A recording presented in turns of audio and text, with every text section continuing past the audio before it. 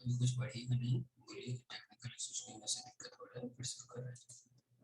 Technical issue के कारण बार बार meeting and हो जा रहा है, तो हम थोड़ा आप लोग को भी प्रॉब्लम हो रहा होगा, तो फिर हम लोग अब थोड़ा इंतजार कर लीजिए, जो कुछ और लोग ऐड हो जाते हैं फिर हम लोग शुरू करते हैं।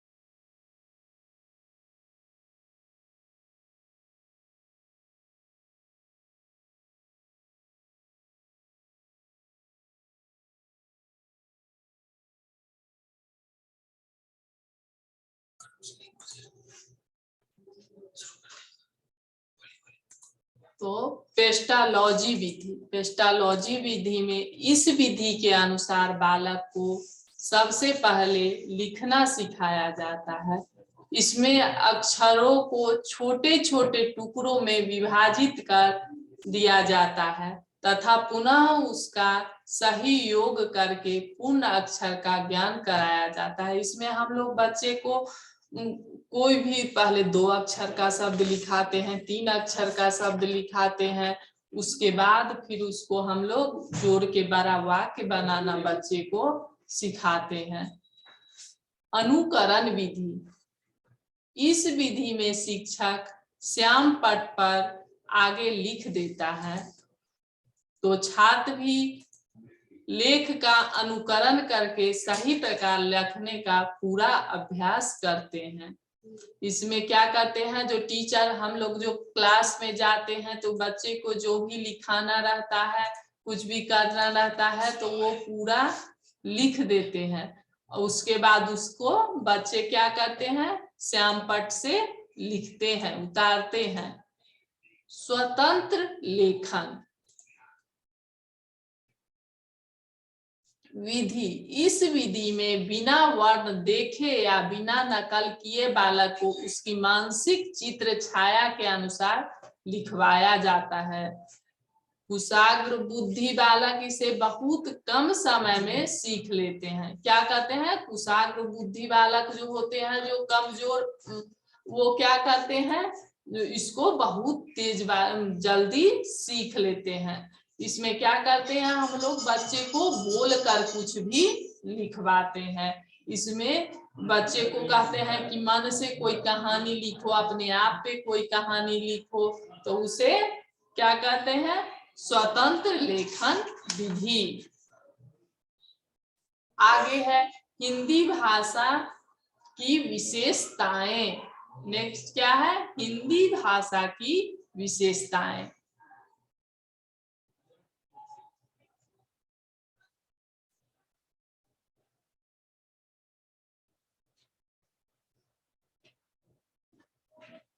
हिंदी भाषा एक अति विशाल जनसमूह की भाषा है, जो सीमाओं के बंधन तोड़कर आज वैश्विक स्तर पर अपनी पहचान बना चुकी है।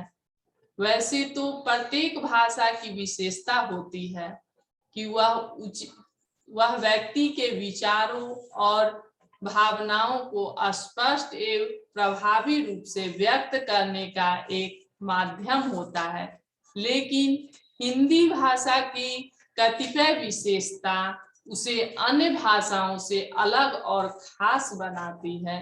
हिंदी का उद्भव भाषाओं की जननी देव भाषा संस्कृत से हुआ है, जो आज भी तकनीकी क्षेत्र, प्रौद्योगिक, कृत्रिम वैदिकता इत्यादि में प्रयोग के लिए सर्वाधिक उपयुक्त भाषा मानी जा रही है। हिंदी भाषा का व्याकरण संस्कृत से ही अनुप्राणित है। स्वाभाविक रूप से इसके व्याकरणिक नियम प्रायः अपवाद रहित है, इसीलिए स्पष्ट है कि है और आसान। इस समय विश्व के लगभग 150 विश्वविद्यालयों में हिंदी पढ़ाई जा रही है। क्या हमारे देश जो भारत है उसमें 150 विश्वविद्यालय में, दुनिया में 150 विश्वविद्यालय में हिंदी की भाषा पढ़ाई जा रही है विश्वविद्यालय में। निसंदेह हिंदी दुनिया की सर्वाधिक तीव्रता से प्रसारित हो रही है। भाषाओं में से एक है।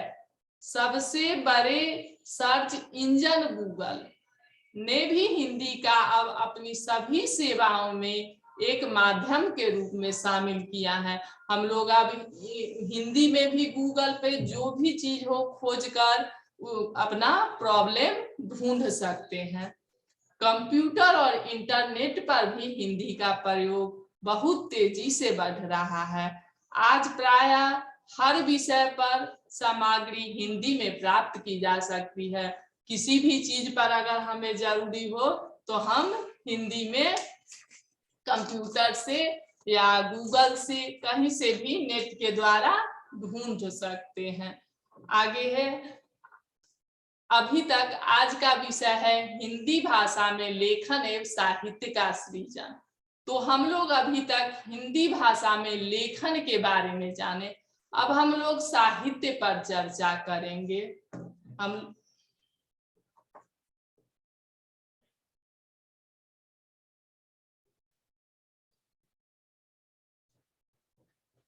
साहित्य क्या है?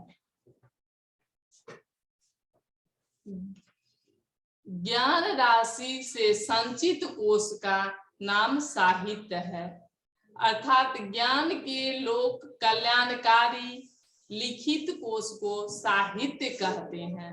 साहित्य के भेद, साहित्य के मुख्य दो भेद होते हैं, गद्य साहित्य, पद्य साहित्य। सबसे पहले गद्य साहित्य पर चर्चा करें तो गद्य साहित्य क्या है? जो साहित्य लिखते हैं वे साहित्यकार कहलाते हैं। जो साहित्य लिखते हैं, जो वो क्या कहलाते हैं? साहित्यकार कहलाते हैं। तो जब साहित्यकार साधारण रूप से बोलचाल की भाषा में अपने विचार व्यक्त करते हैं तो वो गद्य साहित्य कहलाते हैं। इसमें गद्य साहित्य में तुकबंदी अथवा लय का प्रयोग नहीं किया जाता है। हम गद्य साहित्य में साधारण रूप में जो बोलचाल करते हैं उसमें तुकबंदी या लय का प्रयोग नहीं किया जाता है। हम जब गद्य साहित्य जो हम लोग लिखते हैं, कोई भी कहानी लिखते हैं तो मन में जो आता है वो लिख देते हैं और उसे पढ़ लेते हैं। उसके बाद पद्य साहित्य। तो पद्य साहित्य किसे कहते हैं?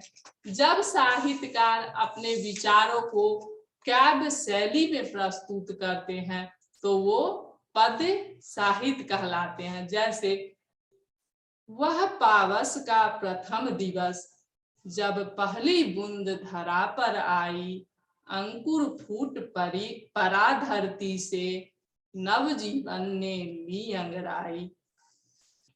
तो जब काव्य शैली में या कविता के रूप में अपने विचारों को प्रस्तुत किया जाता है, इसमें कुछ लयात्मक शब्दों का प्रयोग लय के अनुसार किया जाता है या पढ़ा जाता है तो पद्य साहित्य के अंतर्गत आता है।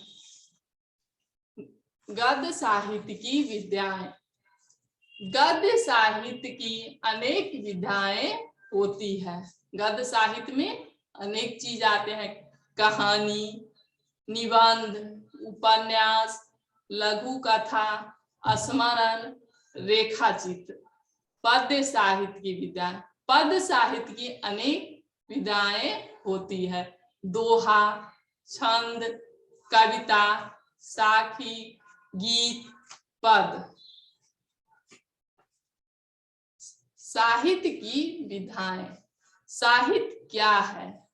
साहित्य समाज का दर्पण होता है। साहित्य क्या है? दर्पण, आईना होता है। साहित्यकार एक सामाजिक प्राणी है। जब भी वो साहित्य का सृजन करते हैं या रचना करते हैं, साहित्य सृजन का अर्थ ही साहित्य की रचना करना, चाहे वो कहानी के रूप में रचना करे, निबंध के रूप में रचना करे, अर्थात साहित्य की किसी भी विधाएं की रचना करे तो समाज का दर्पण दिखाता है कि आज हमारे समाज में क्या हो रहा है।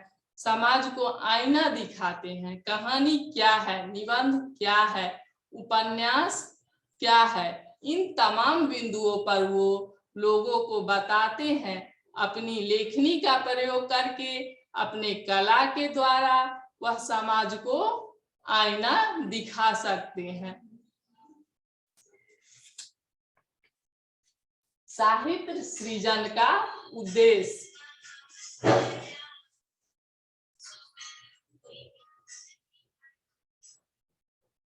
साहित्य सृजन का उद्देश्य। साहित्य सृजन का उद्देश्य सामाजिक परिवर्तन है।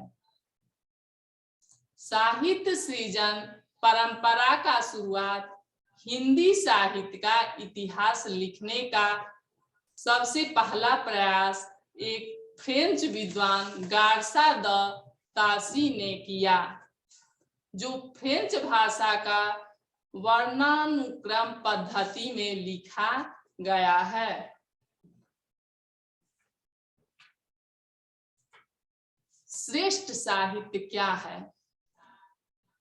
श्रेष्ठ साहित्य को मापने का न तो कोई पैमाना है, न ही कोई मापदंड, क्योंकि साहित्य इतना विराट और इतना सूक्ष्म है कि उसको विश्लेषित करने की सामर्थ्य किसी में भी नहीं है।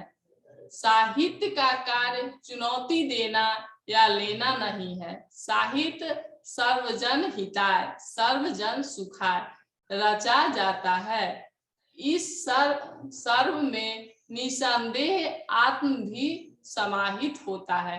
कोई भी रचना किसी प्रकार की निर्धारित औपचारिकताओं के अधीन नहीं होता।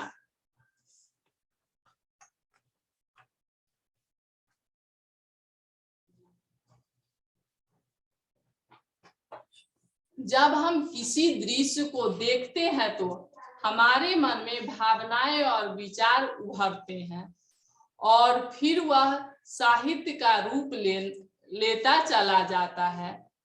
अभी कोरोना का समय चल रहा है, सभी कैसे डरे सहमे से सभी घर में बंद है। देश के जो पुलिस के जवान, डॉक्टर चौराहे पर और क्लिनिक में खड़े हैं, इस दृश्य को ध्यान में रखते हुए मन में एक भाव उत्पन्न हो रहा है और साहित्य का सृजन होता चला गया। हम घरों में कैद हैं, वे चौराहे पर खड़ा है, शायद उसका हौसला कोरोना से बड़ा है। अब ऑनलाइन क्लास की परंपरा चल रही है, ऑनलाइन क्लास चल रहे हैं। अभी तो हम उस पे भी तुकबंदी क्लास में कर सकते हैं, बच्चों को प्रेरित कर सकते हैं। देखो कैसे बदल रहा है शिक्षा का स्वरूप। ऑनलाइन सब पढ़ा रहे हैं बना बना कर ग्रुप। तो हम लोग क्लास में कुछ बच्चे को इस तरह से प्यार से कुछ गा के, कुछ बोल के भी समझा के पढ़ा सकते हैं। तो आप लोग को अटेंडेंस लिंक चला गया होगा, आप लोग अटेंडेंस जरूर भर लेंगे। एक बार फिर से मैं आभार व्यक्त करती हूँ प्रिंसिपल सर का, स्कूल मैनेजमेंट का तथा सभी विद्यालय परिवार के शिक्षक का, जिन्होंने अपना बहुमूल्य समय दिया। इसी बातों के साथ, शब्दों के साथ मैं अपनी वाणी को विराम देती हूँ। अब मैं सर्वना मैम को दे रही हूँ। Thank you to all.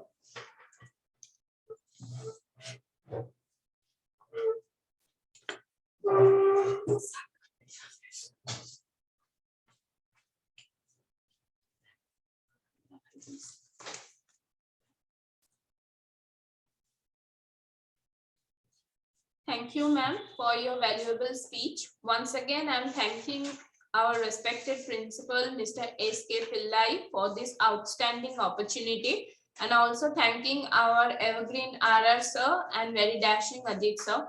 Thank you.